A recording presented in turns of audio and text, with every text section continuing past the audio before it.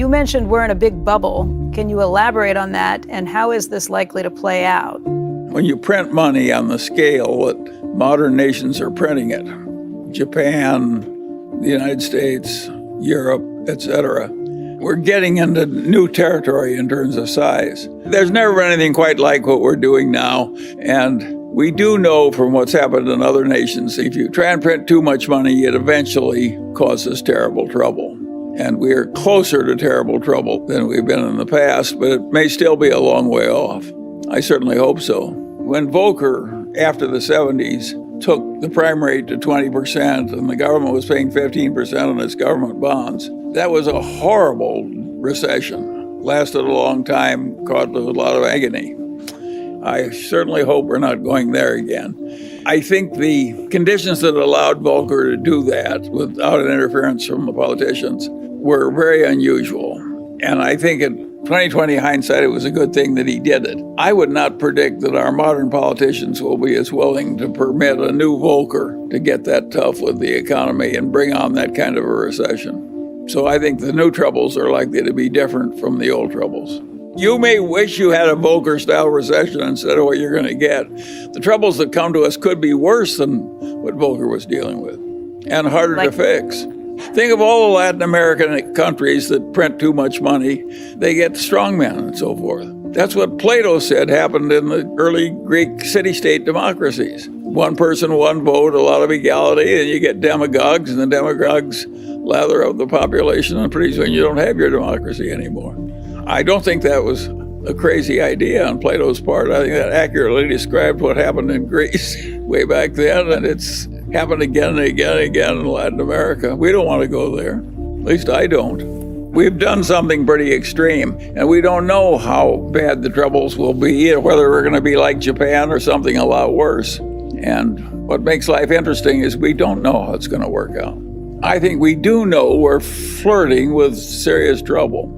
I think we also know that some of our earlier fears were overblown. Japan is still existing as a civilized nation, in spite of unbelievable excess by all former standards in terms of money printing. Think of how seductive it is. You have a bunch of interest-bearing debts, and you pay them off with checking accounts, which you're no longer paying interest. Think of how seductive that is for a bunch of legislators.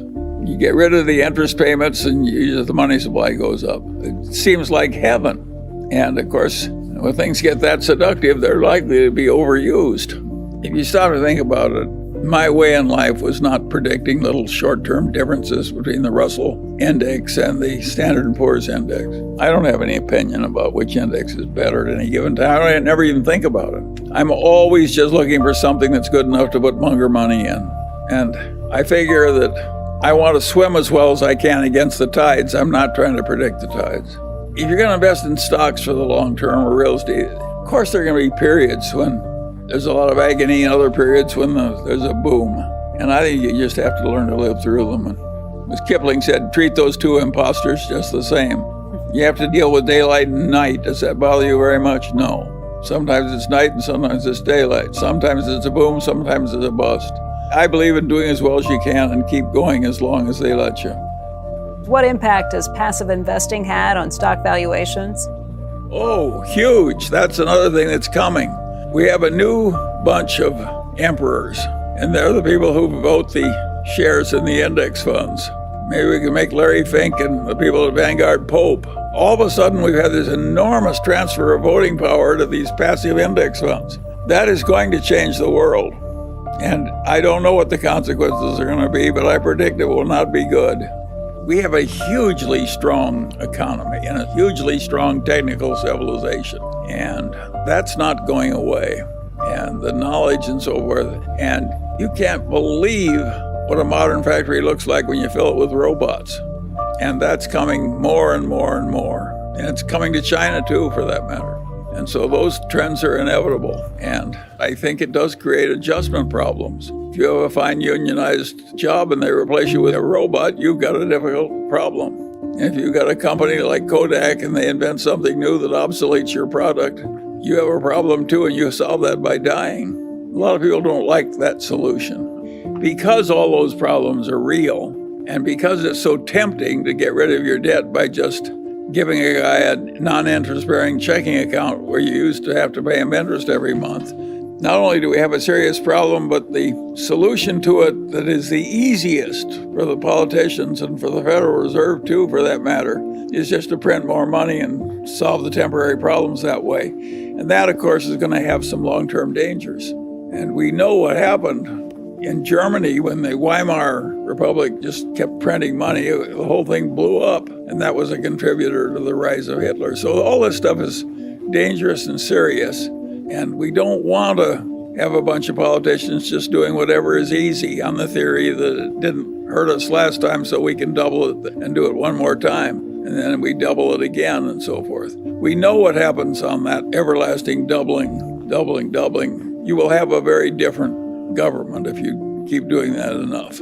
You're flirting with danger somewhere, unless there's some discipline in the process. But I don't regard Japan as in some terrible danger. They've done a huge amount of this and gotten by with it. I don't think we'll be as good at handling our problems as Japan is. If taxes were not an issue, what are your thoughts on going to cash today and waiting for better opportunities to deploy that cash over the next 12 months? Is it a sensible idea in your mind? In my whole adult life, I've never hoarded cash waiting for better conditions. I've just invested in the best thing I could find, and I don't think I'm going to change now. And the Daily Journal's used up its cash. Now, Berkshire has excess cash, quite a bit of excess cash. But it's not doing that because it thinks it knows how to time investments. It just can't find anything it can stand buying. So we don't have a solution to your problem. We're just coping with it as I've described. Given the valuation and market correction in early 2020, why is Berkshire not picking up or adding any new companies to its profile? Of course, kudos to the team in picking up Apple shares a couple of years back. That's paying off for sure. The reason we're not buying this, we can't buy anything at prices we're willing to pay.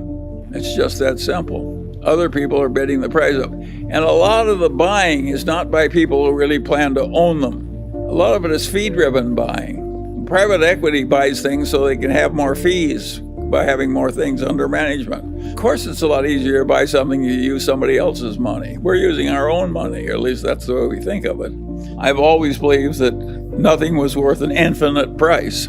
Even an admirable place like Costco could get to a price where you would say that's too high. But I would argue that if I were investing money for some sovereign wealth fund or some pension fund, in a 30, 40, 50-year time horizon, I would buy Costco at the current price.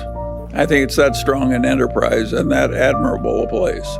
By the way, it's not a tragedy that Berkshire has some surplus money they're not investing.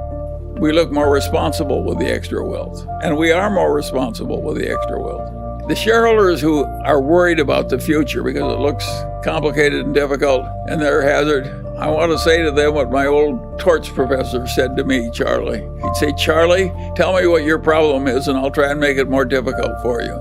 And he did me a favor by treating me that way. And I'm just repeating his favor to you. When you're thinking the thoughts you're doing, at least you're thinking in the right direction.